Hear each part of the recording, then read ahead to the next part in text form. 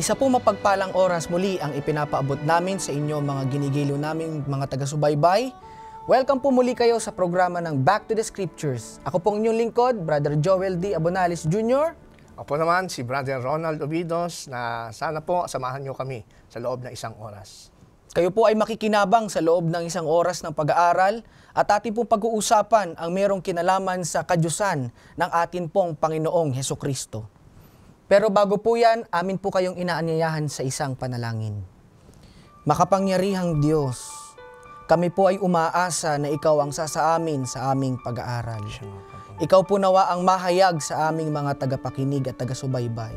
Lubusan nilang maunawaan ang iyong pagiging Diyos upang sila'y mapalapit sa iyo, upang maranasan nila ang inyo pong pagliligtas. Salamat po sa pagpapatawad sa aming pagkakasala at pagkukulang. Salamat po sa pakikinig sa aming dalangin, alang-alang sa pangalan ng aming Panginoong Yesus. Amen. Brother Ronald, napakaganda na pinag-aralan natin yung bagay na may kinalaman sa Trinity. Na kung saan ating na-establish sa ating unang pag-aaral na ang maging ang Diyos Anak at ang Diyos Espiritu Santo ay na-establish natin sila ay tunay nga na Diyos. Mula mismo sa mga pahina ng Biblia. Oo. Kaya dito, i-establish muli natin ng mas maliwanag pa at magbabanggit tayo na napakaraming mga talata na magbibigay ng liwanag tungkol sa pagiging Diyos ng ating Panginoong Hesukristo. At ano ba ang impact nito ng pag-aaral ng kanyang kadyusan sa pagkaunawa natin sa kanyang pagliligtas? Ito po ang pagkakataon, mga giliw na sumusubaybay, na inyo pong samahan kami sa pag-aaral na ito sapagkat marami ho tayong bubuklating mga talata ng Biblia, no? Na kung saan ay patutunayan po natin na itinuturo ng banal na kasulatan, particularly sa New Testament, maging ng mga apostol na kapatid na Joel, na ang ating Panginoong Kristo ay talagang tunay na Diyos. At siya po ay tinatawag na eternal, na walang hanggan, no? Nang walang issue na napapaharap sa mga sinaunang mga alagad ng Panginoon. Kaya ang kahalagahan kung bakit din natin pinag-aaral ito para maalis yung idea na kumakalat ngayon na siya ay maliit lamang na Diyos. Siya ay created being lamang na kung saan ay hindi natin siya marapat bigyan ng mataas na pagtingin sapagkat siya ay nilalang lamang ng ating Panginoon. Kaya tutuklasin natin sa tulong ng mga talata na iyong ipapaliwanag sa mga ginigiliw nating mga taga-subaybay ang maliwanag na pagkakasabi tungkol sa pagiging tunay na Diyos ng ating Panginoong Hesukristo. Mula sa ilang mga talata, especially sa New Testament, na kung saan nabuhay ang ating Panginoon sa mga tao na nagsulat ng Biblia na maraming witnesses, maraming nakakilala sa Kanya, at yung mga pahayag nila tungkol sa kanyang kadyusan o meron ba silang tinuturo dito na o maalala nila bilang mga witness sila ng ating Panginoon na may claim ang ating Panginoon tungkol sa kanyang pagiging Diyos. Hindi maiwasan ang katotohanan na kapatid na Joel na ang ating Panginoon Kristo talaga nung siya ay nag-ministeryo dito sa lupa ay talagang makikita mo sa kanyang mga pangangaral, sa kanyang mga claims, sa kanyang mga tinatawag na mga teachings, na hindi siya isang ordinaryong tao. Kaya nga naalala ko yung isang theologian, sabi ni C.S. Lewis, kung ang isang tao ay nagsasalita ng kagaya ng itinuturo ni Jesus, at siya ay ang isang taong ordinaryo ay nagsasalita ng kagaya ng claim ni Jesus, na kagaya nga nung I am, ako nga. It's either siya ay lunatic, liar, or Lord. So, dito natin ngayon titingnan at iisa-isahin natin yung turo ng mga apostol batay sa kanilang mismong obserbasyon sa mga activities ng Panginoon Kristo at sa kanyang claim kung ano ang kanilang pagkakaunawa sa ating Panginoon. Kaya nga dito, makikita din natin kung mayroong isang tao na lumapit sa atin. Karamihan, di ba? Minsan may mga papanggap na I am God. Sila daw ay Diyos. Lalo tigit dito, kung pag-aaralan natin yung claim ng ating Panginoon na siya ay Diyos, titingnan natin kung consistent yung paniniwala ng mga Bible writers na siya ay Diyos, na ang paniniwala tungkol sa kanyang pagiging Diyos ay hindi imbento o haka-haka lamang. Siguro para sa kapakanan ng mga taga-subaybay po natin, tunghayan natin yung ilang mga talata na nagtuturo ng kanyang pagiging Diyos. Oo. At unang-una na dyan, kapatid na Joel at mga giliw na taga-subaybay, ay yung mismong mga apostol. Kagaya po ni Apostol Pablo. Nung siya po ay sumulat kay Titus, di ba? ay meron siyang napaka-partikular na hindi gaano nabibigyan ng pansin ng mga tao. Kaya ito ibigyan natin ng pansin at ipaliwanag natin ng mas detalyado. Itong sinasabi kong talata ay nandito po sa Titus 2:13. Ano ho? Tingnan po natin kung ano ang sinasabi ng talata sa pamamagitan ng sulat na ito ni Pablo. Nahintayin niyaong mapalad na pag-asa at ang pagpapakita ng kaluwalhatian ng ating dakilang Diyos at tagapagligtas na si Jesucristo. Yan. Sa unang basa ay parang hindi natin mapapansin na dito sa talatang ito ay maliwanag na ipinapahayag explicitly, directly, na yung title na Diyos ay ikinapit kay Jesus Christ. Sa papaanong paraan? Kasi po, kung ating mapapansin, mga kaibigan, sinasabi ho rito sa talata na ang Panginoong Kristo ipinakilala siya sa pamamagitan ng dalawang bagay. Na sa pamamagitan ng pagsasabing kalulatian ng ating Diyos at tagapagligtas na si Kristo. Akala ng ibang mga nag-aaral ng Biblia, yung dakilang Diyos dito, ito yung Ama. At yung tagapagligtas, yun yung anak. Para kumbaga may hiwalay, Oo, para magkaiba sila. Magkaiba. Oo. Kasi nga naman, pagka titignan din po natin, mga kaibigan, maaaring yung ating mga taga-subaybay, ang kanilang hawak na Bible ay King James Version. Ang nakalagay sa King James Version is, of our great God and of our Savior, Jesus Christ. So parang lumalabas na dalawang magkaiba ito. It refers to the Father and to the Son. Na kung titignan natin, ay hindi pala ganun ang talagang intention ng talata. Ito ay, mga kaibigan, gusto naming bibigyan pansin na ito pong tinatawag na dakilang Diyos at tagapagligtas ay tumutukoy sa personang si Jesus Christ sa talatang ito. Paano natin nalaman, kapatid na Joel? Ito ay sa pamamagitan ng tinatawag nating isang Greek expression na ito po ay naging standard among Greek scholars, kapatid na Joel. Ito po yung tinatawag nating Granville-Sharp rule. Ito po ay hindi natin magiging masyadong technical. Binibigyan lang natin ng familiarity yung ating mga taga-subaybay.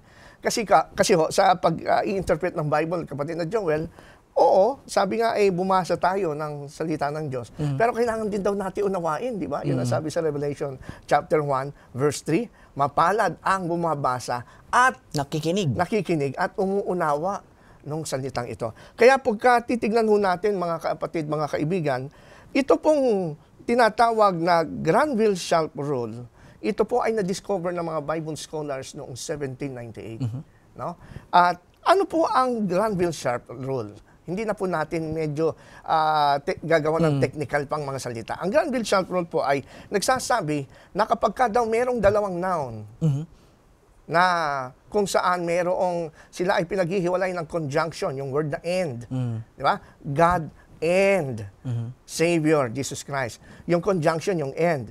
Yung noun is God, yung first noun is God, and second noun is yung Savior. Di ba? Savior. Ngayon, sabi ng Granville-Sharp rule, pag tinignan mo daw ito sa Greek, sabi nga nun, pagka ang dalawang noun ay pinapagitnaan ng conjunction, which is the end, sa Greek ay kai, at pagkatapos yung first noun ay may definite article na the God. Tapos yung sumunod na noun, which is the Savior, ay walang definite article, at pareho ang kanilang case system. And in this case, sa Tito 2:13 ay pareho silang genitive case, no? Ay iisa lang ang persona na tinutukoy noon. Kaya kung titingnan ho natin, mga kaibigan, sa Greek Bible, ay ang nakalagay talaga doon, literally, of the God, and our Savior, Jesus Christ. So, yung the God, na kung saan siya ay merong definite article, yun yung first noun, with the conjunction and then yung sumunod na noun, walang definite article na the. Sabi ng Granville-Sharp rule ay isa lang ang tinutukoy na persona nito. Kaya nung sabihin sa Tito 2:13, kapatid na Joel, na ang dakilang Diyos at tagapagligtas na si Jesucristo, walang ibang iniisip at intensyon itong sumulat na ito. Si Apostol Pablo, ang gusto niyang tukuyin dito yung dakilang Diyos, si Jesus. Siya din po yung tagapagligtas. So, ibig sabihin, ang tinutukoy niya talaga na great God dyan, ang ating Panginoong Yesus. Yan. Ito siguro ang nagiging problema ng mga taga-subaybay natin na parang nagkaroon ng dichotomy yung talata na yun, Ayun. na Oo. may pagkakaiba talaga na isa tumutukoy sa Ama, yung isa tumutukoy sa Panginoong Kristo. Pero kung pagbabasa yan, sang-ayon nga sa binanggit mo, yung pag-aaral tungkol sa Griego, hindi naman natin pwedeng interpret yung sa sarili nating pagpapaliwanag Hindi pwede, tulad hindi sa pwede. Pilipino We have to kasi follow what the Bible says, hindi eh. naman ito sinulat ng mga Pilipino, Oo nga. kundi sinulat ito ng mga Greek writers, ang mga Hudyo, Inspired by the Holy Spirit. Kasi kung magkaiba ito sa Greek, dapat the God and the Savior. Dapat Jesus meron Christ. ding definite May article definite yung isa. article din. But in this case, isa lang yung may definite article, yung first noun na God.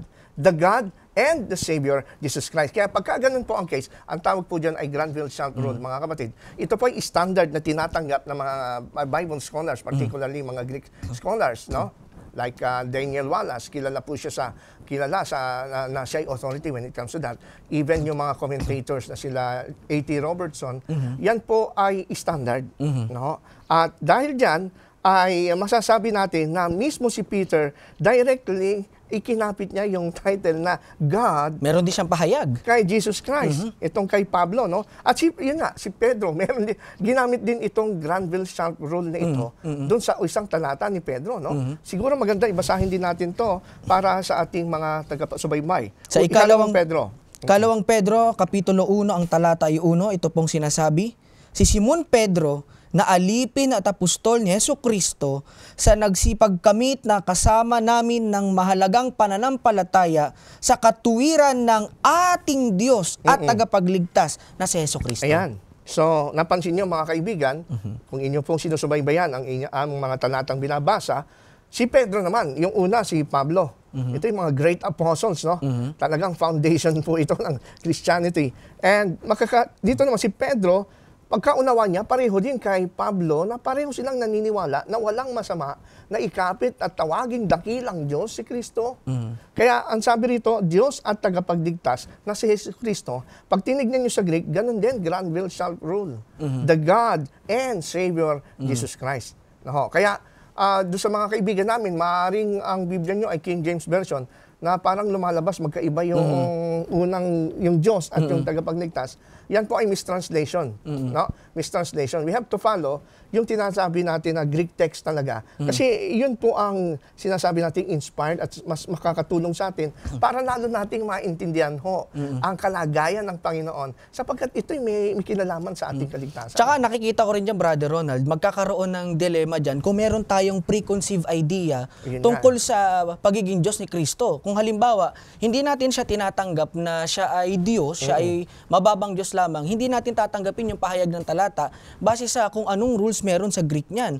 Nabanggit mo nga, merong definite article na tinutukoy sa unang phrase, pero sa pangalawang phrase walang definite article, pero isa lang sila ng pinatutungkulan. Yung great God, yung ating Panginoong Jesucristo. Kaya maliwanag po, kailangan po natin itong tanggapin kasi ito po yung pahayag ng mga Bible writers sangayon sa kanilang pagkakilala sa ating Panginoong Jesucristo. At ito talagang kung kayo nananampalataya sa sulat ni Apostol Pablo doon sa kanyang 13 epistles at kung tayo naniniwala na si Apostol Peter ay na-restore after niya i-deny ang Panginoon, he came to the point in time na nag-grow siya sa kanyang, nag-mature siya sa kanyang understanding na ito palang Panginoon na aking itinakwil. I denied 3 times, siya mismo ay Diyos.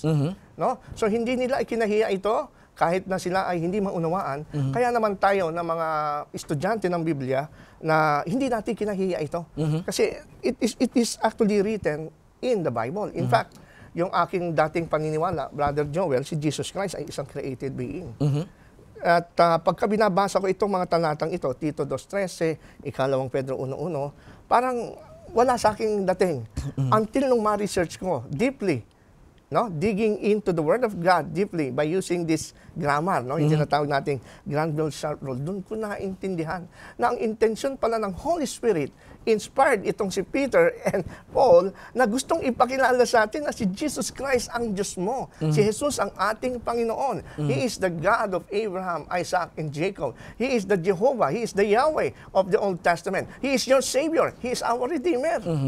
No, kaya alam ko na ang kaaway, si Satanas, ay hindi natutuwa na ipakilala si Kristo. Alam mo kung bakit?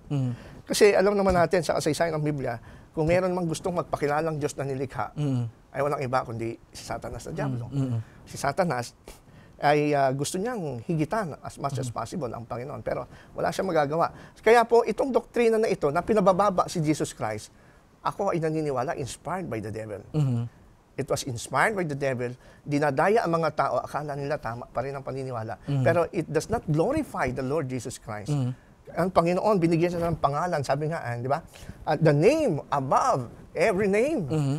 And then sasabihin natin si Jesus Christ is lang created being. Samantalang ang mga apostol, kagaya ni Pablo, ni Pedro, they are shouting to the world.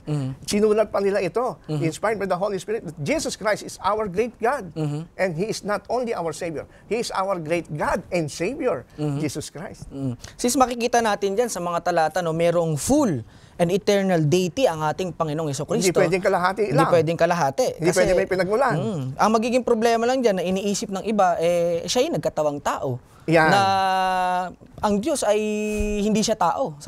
Sangayon sa kanila mga pag-unawa na maaaring ito ang i-counter-argue nila na siya ay nasa katawang tao. Paano siya magiging Diyos? Magandang so, point yan. may mga talata rin ba na sinusuportahan din itong mga Bible writers ng New Testament na bagamat siya ay nasa katawang tao, pero itinuturing pa rin siya bilang Diyos? Yan, okay. Yan ay isang magandang katunungan, butit na i-raise up po yan. Kasi po, hindi ho natin sinasabi o hindi tinuturo ng Biblia na yung mismong human nature ni Jesus, yun mismo ang Diyos. It cannot be. Kaya nga po, based on the biblical teachings and later on, ito i-expound natin, si Jesus Christ ay may dual nature. No? Siya ay Diyos at siya po ay tao. Isang persona. So, Jesus Christ is one person with two natures. Yan ang pinagkaiba niya. That's why He is unique. So, pagka nagtanong tayo tungkol sa nature ni Jesus Christ, halimbawa, nagtanong tayo, Brother Joel, tungkol kay Jesus Christ, dapat dalawa rin ang sagot. Ano mo ibig sabihin? Kasi, halimbawa ako, halimbawa ikaw, Brother Joel, tao ka, ilan ang nature mo? Isa lang. Isa lang. So, pag tinanong natin si Brother Joel, bakit siya nagutom? Kasi, tao siya. Tao lang siya. Si Brother Joel, bakit siya nagkakasakit? Kasi tao siya. Ngayon, pagka si Jesus, tinanong natin ang mga ganong question, hindi isang sagot. Kasi hindi lang siya tao. Based on the Bible, dalawa ang nature niya. At mamaya basahin natin yan. Gusto ko na ipaliwanag. Pagka si Jesus ay tanongin natin, bakit si Jesus, kung siya ay Diyos, bakit siya tinuli? May Diyos bang tinutuli? Yan ang sabi ng ilan Pero ang sagot dyan, dalawa ang sagot. Correct, oo. Kasi dalawa ang nature ng tinatanong mo So ang sagot natin dyan, bakit siya tinuli? Bilang tao, siya ay tinuli. Pero bilang Diyos, hindi. So, dalawa nature niya, dalawa dapat sagot. So, bakit si Jesus kung siya ay Diyos? Bakit siya ay nagutom? Bakit siya ay natulog? Bakit siya ay nauhaw? Ba't siya ay namatay? Ba't hindi niya alam yung day of judgment? Sasabihin natin, bilang tao, hindi niya alam yung day of judgment. Bilang tao, siya po ay natutulog, nagugutom, nauhaw. Pero bilang Diyos, alam niya yung day of judgment. Alam niya kung alam niya yung tinatawag nating hindi siya inaantok, hindi siya natutulog, and everything. So, dalawa ang sagot ang tatanungin natin si Jesus. Ngayon, ito ngayon ang question, kapatid na Joel. Sinusuportahan ba ng Biblia na dalawa ang nature ni Jesus? Na siya ay Diyos at the same time ay tao. Tingnan natin, pakibasa natin itong sinasabi ni Pablo. Si Pablo rin sumulat sa Roman 9:5. Ganito po ang sinasabi, nasa kanila ang mga magulang at sa kanila mula ang Kristo ayon sa laman, na siyang lalo sa lahat, Diyos na maluwalhati magpakailanman siya nawa. Diyan ba sa talatang yan, kapatid na Joel, sa palagay mo, hindi naniniwala si Apostol Pablo na si Kristo ay dual nature?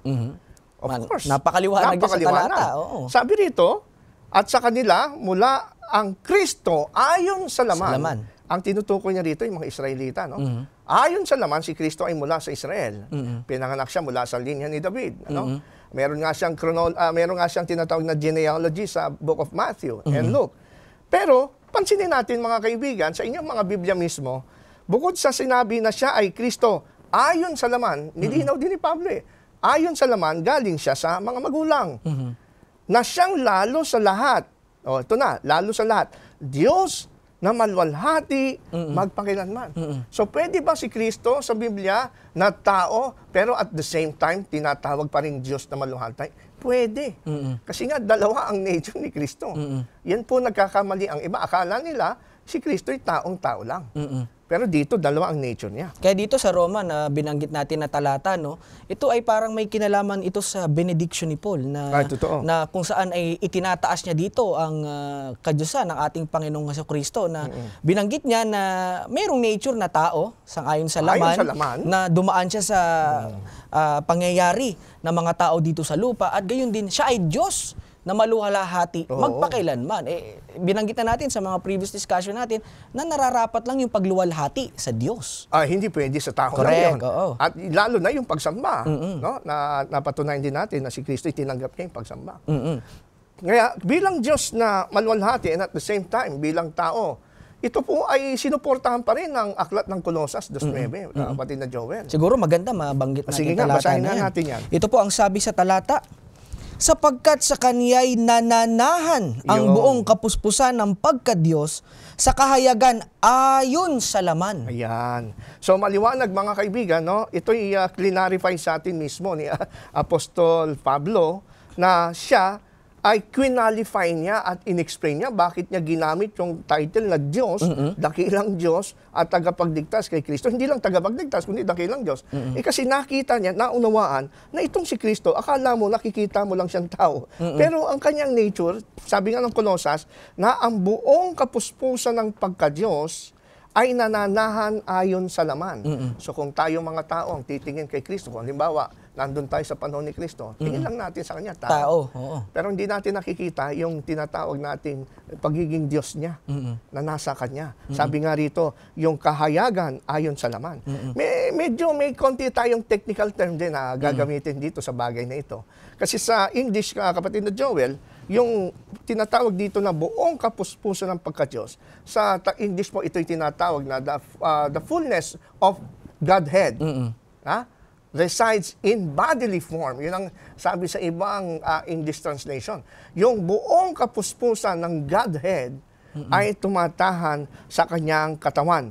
So ano ba yung Greek word na ginamit dito ni Apostle Paul para maliwanagan natin? Kasi may nagsasabi nga na si Jesus Christ, He is only divine. So He is only divine. He is a God. Isang Diyos na maliit. Kaya nga doon sa kanilang translation, maliit na letter G. And yung God the Father, malaking letter G. So sabi nila, He is just a God. Pero totoo nga ba na si Jesus Christ ay maliit na klaseng Diyos? Batay dito sa Colossus 2:9. Hindi po, mga kaibigan. Mabuti na lang po may mga nag-survive na mga Greek manuscripts na doon binabata yung ating mga translation ng Bible, ay meron tayong guide kung anong ginamit na word yan. Brother Joel, ano yung ginamit na word na sinasaling Godhead? Ito po yung salitang Greek na theotes. Theotes. Ang theotes, ayon po sa mga Greek lexicons, ito po'y tumutukoy sa nature or essence of God. Essence, pag sinabing essence of God, ito yung qualities para ang Diyos ay maging Diyos, kagaya ng omnipresent, omnipotent, omniscience, no? All-knowing, all-powerful, tsaka yung tinatawag nating omnipresence, He's everywhere. Now, kung talagang ang turo ng mga apostol, si Kristo po ay Diyos na maliit lang. Divine lang siya. Kasi may mga translation, kagaya ng kay Moffat, sa John 1:1. And the beginning was the Word, and the Word was with God, and the Word was divine. So parang walang dating. Pag sinabing Word ay divine, parang Diyos na maliit lang.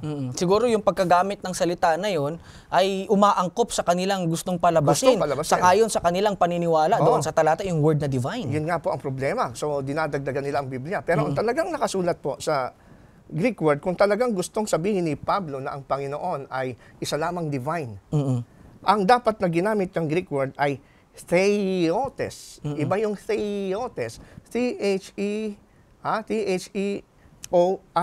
No? T-H-E-I. May I siya.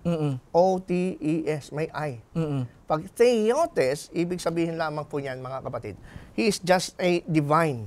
Meron lamang siyang characteristics ng deity. Hindi kagaya ng theotes, it is the transcript of His being. It is His express image. It is His actual face. Ito mismo yung essence ng Diyos. O, kaya andun yung bigat nun, kapatid na Joel. Yung mismong kabuuan, the essence of God, ay nananahan sa katawang tao, katawang laman ni Jesus. Kaya tama po na dalawa ang nature niya. Kaya dito napakaganda na malaman natin, mga minamahal, no? Bagamat nasa anyong tao ang ating Panginoong Yesus, pero hindi po nawala sa kanya ang kanyang anyo ng pagka-Diyos, na nangangahulugan lamang na bahagi ng gawaing pagliligtas ng ating pong Panginoong Jesucristo ang maging tao siya, at the same time, ang maging Diyos siya, upang maabot niya ang pangangailangan ng mga tao sang-ayon sa panukala ng kaligtasan. Kaya naman, Brother Ron, meron di iba na nagsasabi na porke siya ay nagkatawang tao, ay hindi ini-insist nila na nawala talaga yung kanyang pagka-Diyos, kasi may binabanggit na talata na hinubad niya ang kanyang pagka-Diyos. Gaano katotoo ang pagkasabi na ito? Meron bang bigat ito na tinuturo ang talata ng Biblia na nagsasabi na hinubad niya ang kanyang pagka-Diyos, na totally nawala ang kanyang pagka-Diyos ang ayon sa kanilang paniniwala? Naalala ko tuloy yung isang kwento na sa akin na sabi nung dalawang nagdedebate, ay hinubad niya ang pagka-Diyos, kaya wala na, hindi na Diyos si Kristo. Nung siya'y nagkatawang tao, tinanong siya na may pagkapilosopo, kung hinubad, saan naman sinampay? Tinanong naman na itong tinanong, ba't ko naman ituturo? Baka suot mo pa. So, nagkakaroon tayo ng konsepto dun sa salita ng Biblia, kagaya ng hinubad, ito'y inuunawa natin batay sa ating experience. Pero hindi dapat ganon. Kailangan, pag mag-interpret tayo ng Bible, uunawain natin ito based dun sa intensyon ng original author. Correct, na sumulat nito. Siguro para mas maliwanag to, kapatid na Joel, yung tinutukoy natin itong talata ay nandito yan sa Filipos 2:6. Pakibasa nga natin, Filipos 2:6 hanggang 8. Ito pong sinasabi ng talata, na siya, bagamat nasa anyong Diyos, ay hindi niya inaring isang bagay na nararapat pananganan ng pagkapantay sa Diyos. Kundi bagkos, hinubad niya ito at nag-anyong alipin na nakitulad sa mga tao. At palibhasa'y nasumpungan sa anyong tao, siya'y nagpakababa sa kanyang sarili na nagmasunurin hanggang sa kamatayan, oo, sa kamatayan sa krus. Ayan, so sabi ng ilan, hinubad ang pagka-Diyos. Pero unang-una, yung pong, para maintindihan natin to, hindi ho literal yung salita ang hinubad dito. In fact, ang translation na ito na hinubad, hindi angkop. Sa talagang gustong sabihin ng talata. Yung hinubad, galing po sa Greek word na kenos, kenosis. Kaya mayroong mga kenosis theory na nung siya dahil nagkatawang tao na wala yung pagiging Diyos. Pero alam po ninyo mga kapatid, yung salita na iyon ay hindi nangangahulugan na si Jesus Christ nung siya yung nagkatawang tao na wala yung pagka-Diyos. Kasi sa unang bahagi pa lang ng talata, sinasabi rito ni Paul dito sa Philippians chapter 2, verse 6 hanggang 8, kung atin pong ito ibabasahin sa isang version or translation ng Bible, mga kapatid, yung tinatawag nating NIV, kapatid na Joel. Doon sa NIV version, ay hindi sinasabi, wala tayong mababasa na ganong diwa, na para bang ito'y tela na inubad. Babasahin ko po ito sa NIV, ang sabi po, who being in very nature God, did not consider equality with God something to be used to his own advantage. Rather, he made himself nothing. Yun po yung ginamit ng NIV na tugma sa original na Grego, na siya pong kahulugan ng word na kinu. Pag tinig natin sa Greek lexicon, ang kinu, ibig sabihin nun, hindi literal na may inalis niya, hinubad, kundi he made himself nothing. So para maintindihan natin tong he made himself nothing, paano nangyari itong he made himself nothing? Kasi sa introduction pa lang dito sa verse 6, kung mapapansin niyo mga kaibigan, being in the very nature God. Yung word na being, huparkon to sa Greek meaning nito ay siya ay nananatili. He is existing eternally as God. Being existing eternally, very nature God, did not consider equality with God. Pansinin niyo mga kaibigan, yung phrase na very nature of God at yung equality with God ay parallel. So pagka sinabi pa lang very nature God, ibig sabihin nun, equal with God. At siyempre, walang ibang nilalang ang pwedeng maging equal with God, kundi siya talagang God. So ibig sabihin nung kanyang pagkahubad pala, ng kanyang kadyusan, nangangalo parang he emptied himself. He emptied himself by becoming human. Kumbaga parang ibaba yung kanyang sarili Yan. para abutin yung Yun mga ang ibig tao. Yun pala sabihin ibig nun. sabihin. Hindi Oo. totally nawala sa kanya yung kanyang pagiging Hindi Diyos. nawawala yung pagiging Diyos. Kumbaga, kaya nga po ang pinaka-safe na sagot natin dun sa mga tao nagtatanong, halimbawa sa ating mga Seventh-day Adventists, pag tinatanong ako, kapatid na Ronald, ano ba ang paniniwala nyo kay Jesus Christ? Siya ba'y tao o Diyos? Ang sagot ko po dyan, mga kaibigan, ang ating Panginoong Kristo ay Diyos na nagkatawang tao. Yun ang pinaka-safe na sagot. Kasi pagka sinabi mo lang Diyos siya, walang ibang further explanation, parang mami-misinterpret ka. O pag sinabi mo lang tao siya, tao lang siya. Pero pagka sinabi mo, based dito sa Filipos 2:6 hanggang 8, na siya ay Diyos, na nagkatawang tao, that is the essence of the nature of Christ as based on this Filipos chapter 2. In fact, sinasabi nga ng ilang mga Bible scholar na ang Filipos chapter 2 ay isang hymn. No? Carmen Christi kung tawagin ito. Ito'y awit na inaawit ng mga Christians noon. Merong hymn yan. So, ang paniwala ng mga early Christians talaga, si Jesus Christ ay Diyos. Very nature, ang kanyang pre-existence, He is very nature God at equal with God. That is the only parallel statement para ma-explain ito. Ngayon, meron nagsasabi, sa Tagalog daw kasi ang nakalagay, siya ay nasa anyong Diyos. So, paano natin ipapaliwanag ito? May anyo ba ang Diyos? Siyempre, alam natin, walang anyo ang Diyos. Yung word na anyo kasi sa Tagalog, mali na naman na spelling. Kung paanong mali yung hinubad, mali na may anyo. Subject to misinterpretation. Kaya alam nyo, ang ibig sabihin ho rito ng tinatawag nating anyo, sa Greek po ay morphe. Kunin natin yung mismong commentary ng mga eksperto. Kahulugan ng salita. Ng morphe. Ayon kay Millard Erickson, ayon sa aklat na Christian Theology sa page 350, Brother Joel. Ito po ang sinasabi niya dito. This Greek term in classical Greek as well as in biblical Greek means the set of characteristics which constitutes a thing what it is. It denotes the genuine nature of a thing. The word morphe contrasts with schema, which is also generally translated form, but in the sense of shape or superficial appearance rather than substance. Okay. So pagka sinabi pa lang anyong Diyos, sa Greek ay morphe, hindi ibig sabihin may shape ang Diyos. Kasi pagka ang ibig sabihin nito may shape ang Diyos, dapat daw ang Greek word na ginamit ay schema. Ang schema kasi, it means form, yung shape of superficial appearance rather than substance. So ibig sabihin, ang morphe, pag sinasali na anyo, hindi po pinag-uusapan yung forma ng Diyos. Ang morphe pala ay lumalarawan, sabi nga rito, it denotes the genuine nature of a thing. Kaya pagka sinabing si Kristo, sabi ng Philippians 2:6, na siya po ay nasa anyong Diyos, ibig sabihin siya talaga ay Diyos. Kaya yung NIV version na binasa natin, very nature God, that is the accurate translation. Likha siya ng Diyos. Kaya tama lang na sabihin siya ay kapantay ng Diyos. Di ba? Kaya napakaliwanag dito sa binanggit mo na siya ay nasa anyo ng Diyos, pero yung kanyang katauhan bilang tao, na inabot yung mga tao at kanyang pagiging Diyos, hindi talaga nawala din sa Hindi kanya. nawala yon. Pinagdidibatihan nga yan ng ilang mga magagaling. Pero ang pinaka-prominent na tinatanggap na explanation based on the context, hindi nawala, hindi hinubad ni Jesus, hindi iniwan sa langit yung pagka-Diyos. Kundi ang nangyari kay Jesus Christ, inalis lang niya yung tinatawag na, hindi niya ginamit yung divine prerogatives. Kumbaga sa sarili niya mga purpose o motibo. He removed the divine prerogatives, kundi sabi nga ng Filipos 2, siya ay nagpakababa. No? Ibig sabihin, mula sa pagiging Diyos, nagdagdag siya ng human nature. Hindi siya nagbawas. In fact, nagdagdag siya ng human nature. Kaya nung si Jesus ay nagkatawan tao, naging dalawa ang nature niya.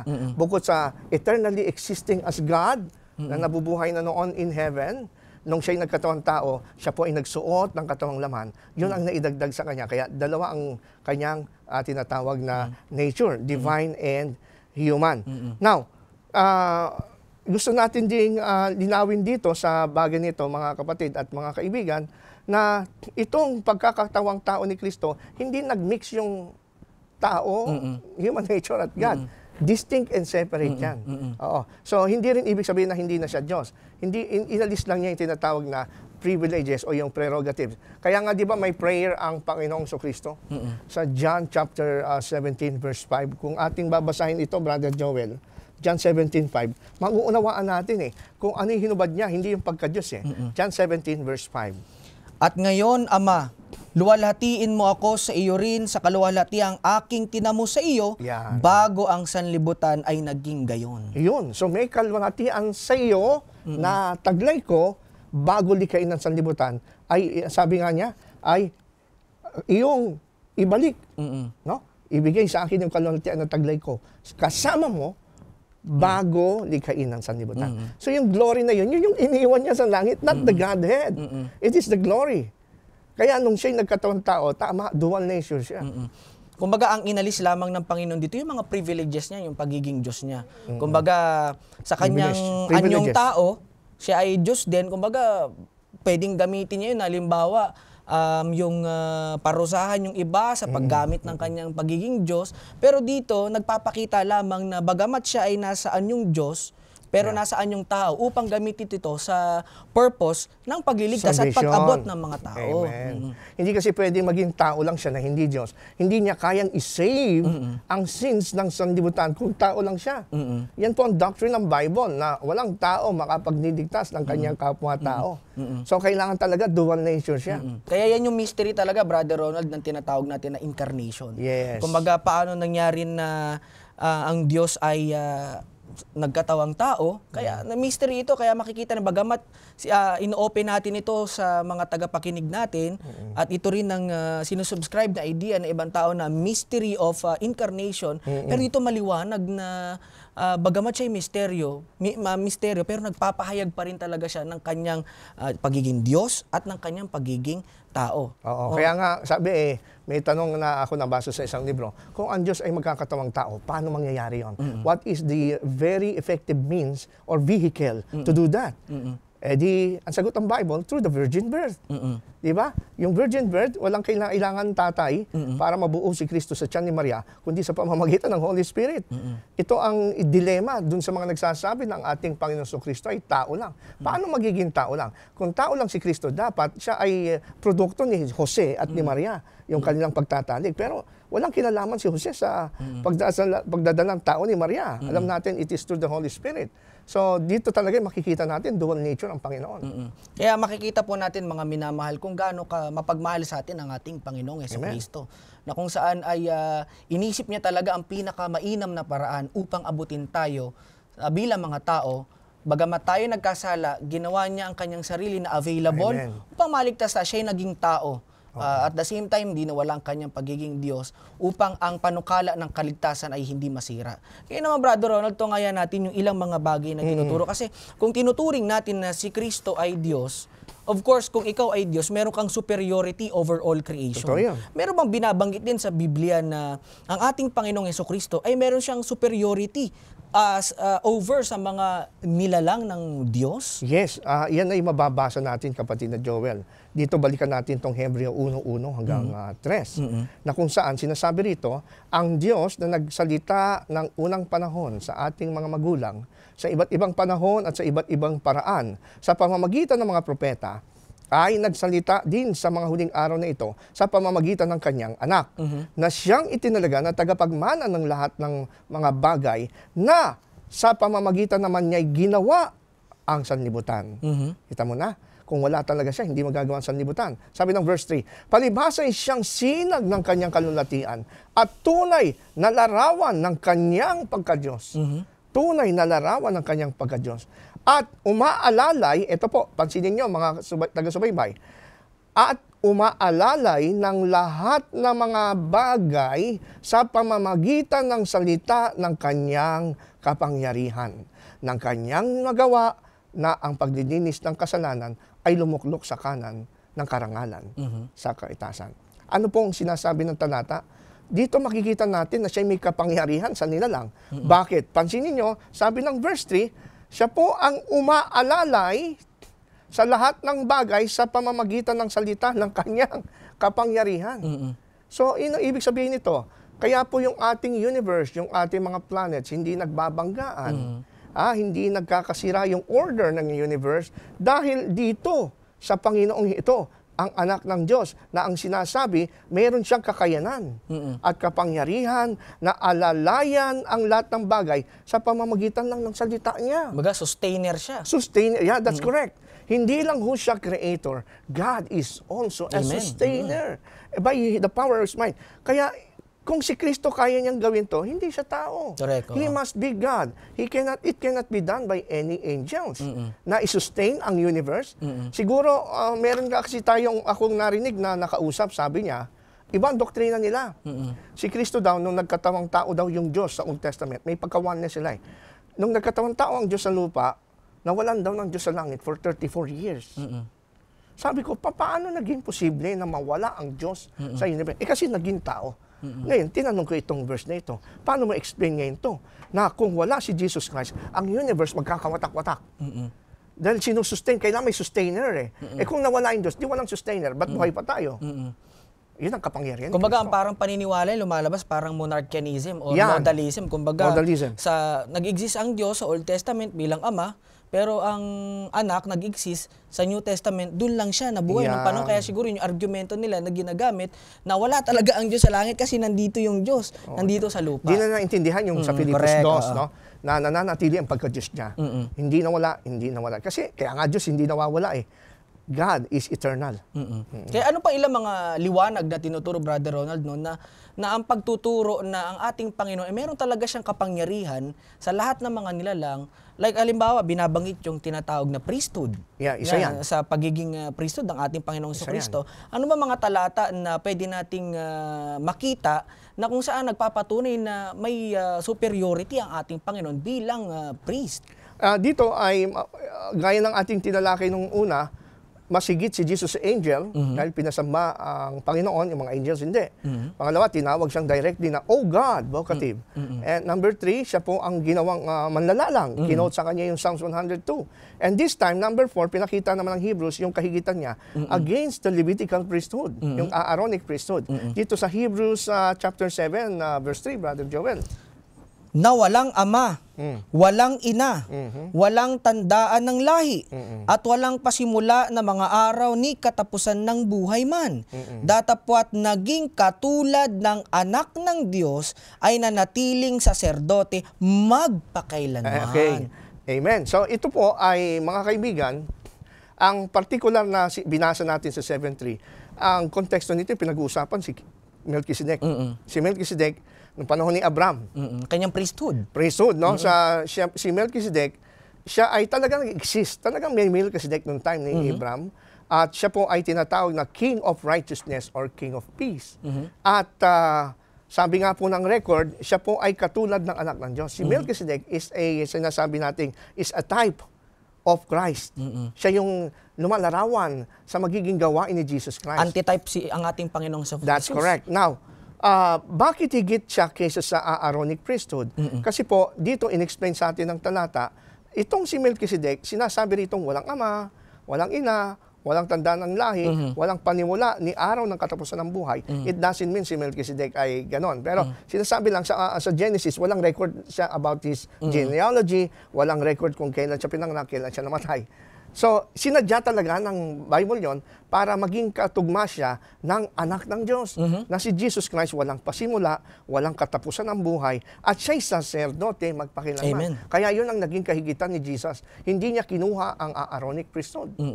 Kaya dito makikita natin, mga minamahal, na ang ating Panginoon ay nagpapakita din na ang kanyang superiority sa lahat ng mga nilalang ay Yan. nagpapatunay ng kanyang pagiging Diyos. Kaya maganda yung pagkabanggit mo, Brother Ronald, no? Ang si Melchizedek yung parang nagpapakita na magiging buhay at gawain ng ating Panginoong Jesucristo Yan. sa lupa. He's Walang a ama, type. walang ina, pero siya ay naging type o para sa ating Panginoong Jesucristo. Jesucristo. Kaya po dito makikita po natin na yung monotheistic na reaction Yes. na may kinalaman sa pag-aaral natin ng Trinity ay mabubuwag ito. Masisira ito pag pinag-aralan natin yung katauhan ng ating Panginoong Jesucristo bilang Diyos. Yan. Kaya nga po, alam nyo, dito rin sa isang talata, kapatid na Joel, may propesya tungkol din sa nature ni Jesus. Binanggit ito sa Isaiah chapter 7, verse 14. No? Ito'y patungkol sa magiging papel ng Mesiyas sa Old Testament. Sabi ng Isaiah chapter 7 verse 14, kaya ang Panginoon nga ay magbibigay sa inyo ng tanda. Narito, isang dalaga ay magdilihi at manganganak ng isang lalaki at tatawagin ang kanyang pangalan na Emmanuel. Ngayon, sabi ng ilan, hindi natupad kay Jesus yan. Dahil kahit kailan, hindi naman siya tinawag na Emmanuel. So, ang iniisip nila rito, yung katawagang Emmanuel. Totoo yan, hindi siya tinawag sa katawagang Emmanuel. Mas higit pa ron ang naging application nito. Dahil ayon mismo kay Mateo, sa Mateo 1.23, kapatid na Joel, ay yung word o yung pangalang Emmanuel, hindi tumutukoy sa katawagan, kundi sa magiging kanyang function niya. Yung magiging papel niya pag siya'y nagkatawang tao. Sabi ng Mateo 1.23, narito, ang dalagay magdadalang tao at manganganak ng isang lalaki at ang pangalang itatawag sa kanya ay Emmanuel na kung liliwanagin ay sumasa atin ang Diyos. No? Sabi nga hindi sinabing kung liliwanagin ang pangalang tatawagin sa kanya Emmanuel na kung lalabuin sumasa atin ang tao. Pero ang sabi, kung liliwanagin, ibig sabihin, that is the real meaning of Emmanuel, na suma sa atin ang Diyos. Kaya nung si Kristo ay pinanganak ni Maria, naglingkod sa lupa sa loob ng 3.5 years. Siya po ay Emmanuel, yung kanyang ginagawa ay Emmanuel. Ibig sabihin yung presence ni Christ during those 3.5 years, mga kapatid, mga kaibigan, nagpagaling ng mga may sakit, bumuhay ng mga patay. Yun po yung Emmanuel. Because God is with us. He is not merely a prophet, human prophet. He is God. In fact, kiniklaim nga niya na He can give eternal life. Di ba? Kaya dito, Brother Roel, sa mga binanggit mo, parang nagpapakita dyan na sa Old Testament pa lang, parang meron ng prophecy concerning the coming of the Messiah.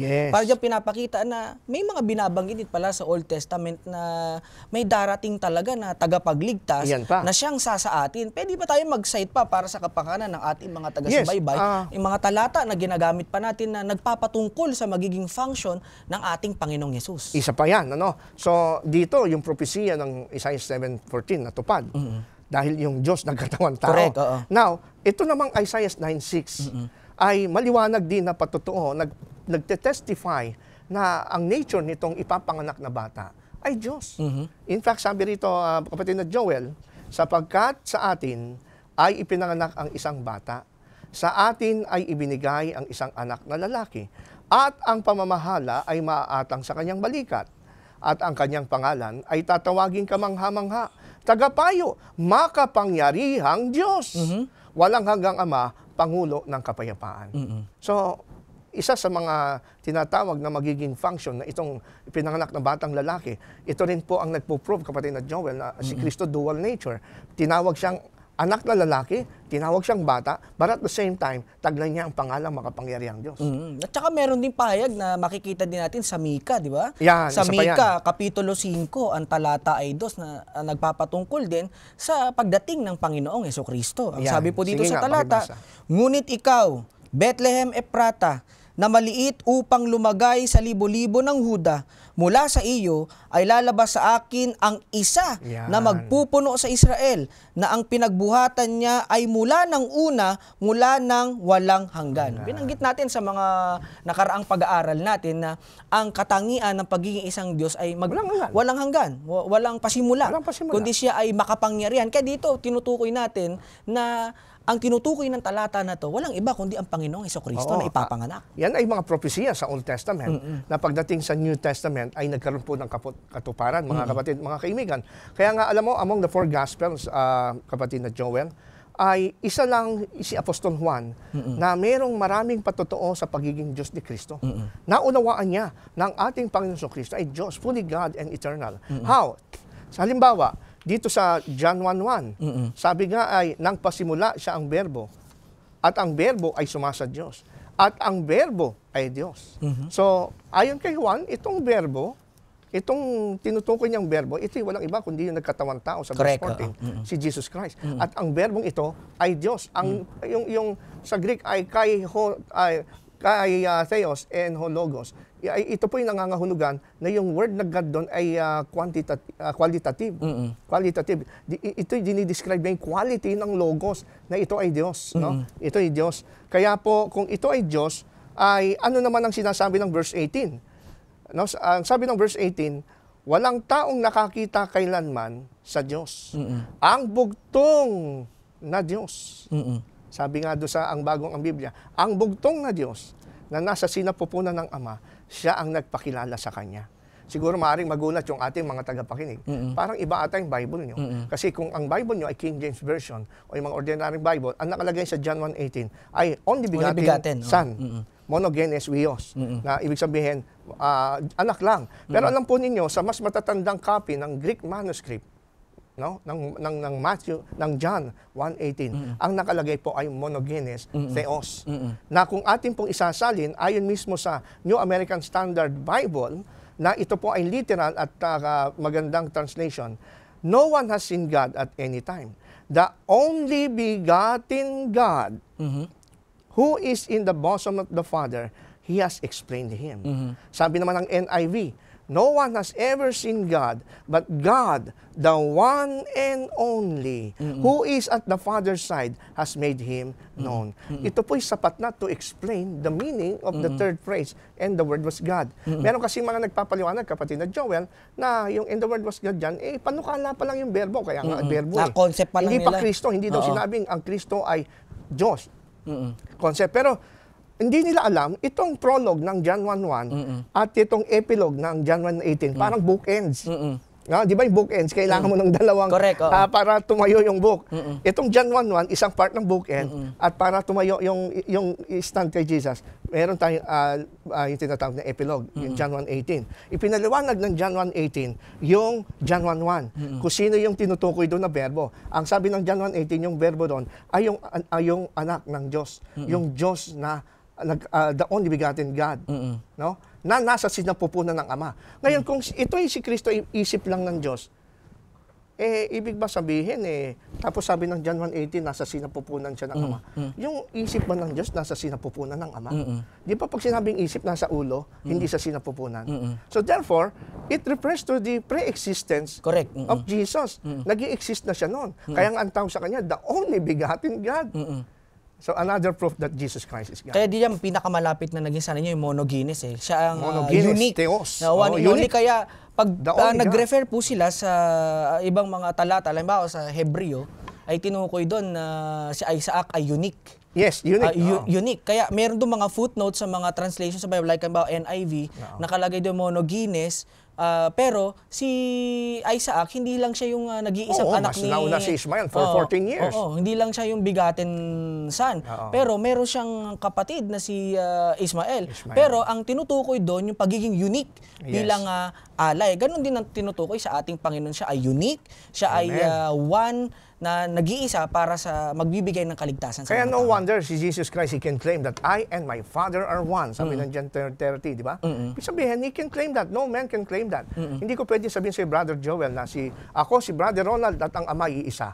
Pag sinabi ko yon, baka masampal mo ako. Dahil imposible. Paano ka nag-iisa ng Ama? Only Jesus Christ can claim that. Kasi equal siya sa pagka-Diyos sa Ama. And also, yung sinasabi nung nagpakita kay John, kay Thomas, no? Doubting Thomas, nung siya'y nabuhay, anong sabi ni Thomas? Panginoon ko at Diyos ko. So, kailangan tanggapin mo yung full revelation na yun. Sabi ni Jesus, hindi, sapagkat ikay sumampalataya. Hindi niya pinagalitan si Thomas nung sabihin niyang Diyos ko eh. Hindi naman kasi uso pa ng exclamation, ay Diyos ko eh.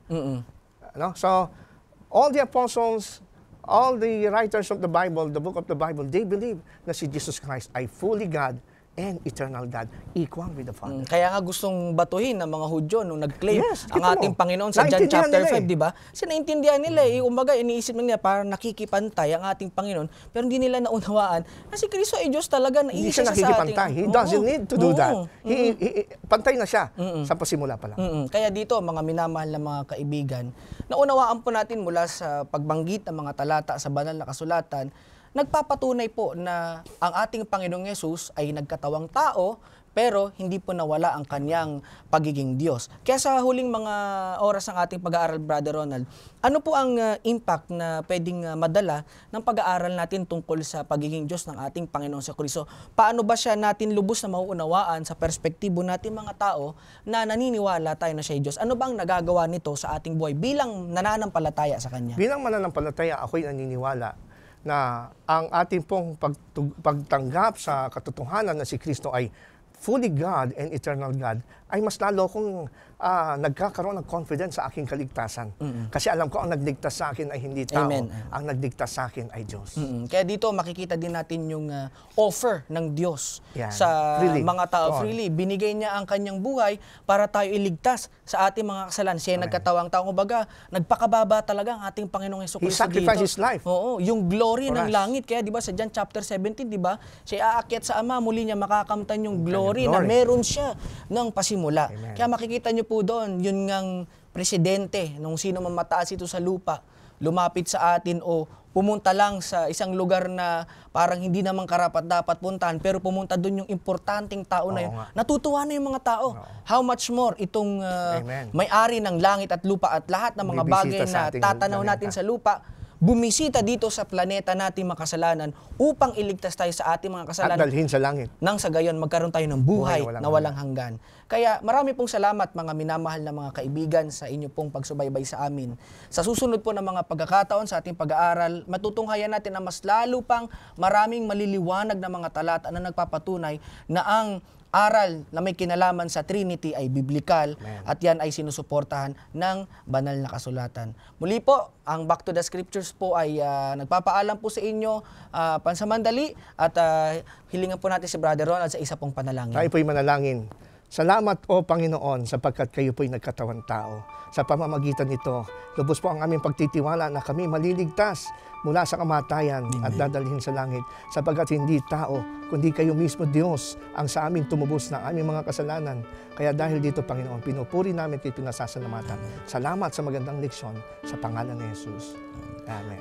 Salamat po sa inyo pong pagsubaybay. Muli po namin kayong inaanyayahan sa susunod na mga pag-aaral. Ang ating pong pag-aaralan ay merong kinalaman sa pananaw ni Ellen White tungkol sa katauhan ng ating Panginoong Hesukristo. Ang kapayapaan nawa ang sumaating lahat.